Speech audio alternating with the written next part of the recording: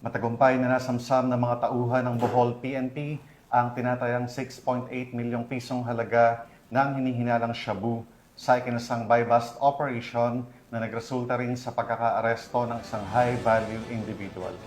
Muling nagpaalala ang pambansang pulisya sa publiko na makipagtulungan sa mga otoridad at agad i-report ang anumang kahina-hinalang aktibidad upang tuluyang mapanatili ang isang ligtas at drug-free na komunidad. Patrolwoman Nikia Cañedo sa Balita.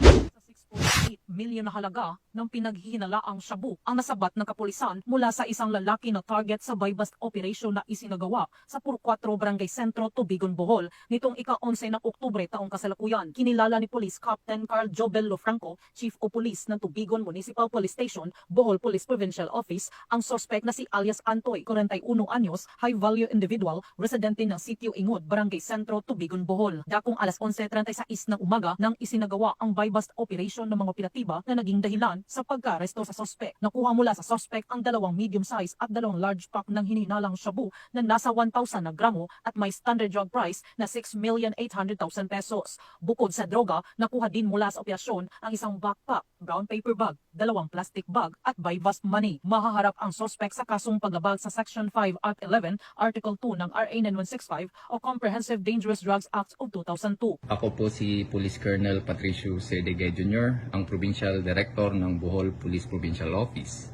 Ang tagumpay na ito ay bunga ng masusing pagmamanman at koordinasyon at walang sawang dedikasyon ng ating mga kapulisan laban kontra iligal na droga.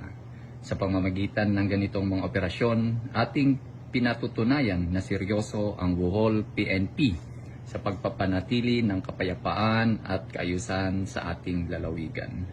Nais naming paalalahanan ang publiko na maging mapagmatsyag sa inyong mga komunidad.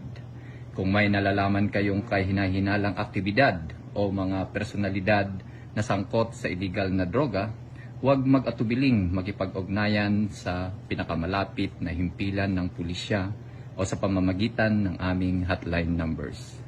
Ang inyong pagkikipagtulungan ay napakahalaga upang tuluyan masugpo ang banta ng illegal na droga sa ating mga kabataan at komunidad.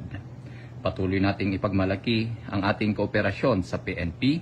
Sama-sama nating itaguyod ang bagong Pilipinas na payapa, ligtas at malaya sa droga. Ang naturang operasyon ay isang patunay na walang humpay na pagsusumikap ng kapulisan sa paghuli ng mga drug personalities bilang bahagi ng mas malawak na kampanya laban sa iligal na droga. Mula dito sa Bohol Police Provincial Office, ako yung Police News Network Correspondent, Patrolwoman Nikia Cañedo, alagad ng batas, tagataguyod ng Balitang Pulis.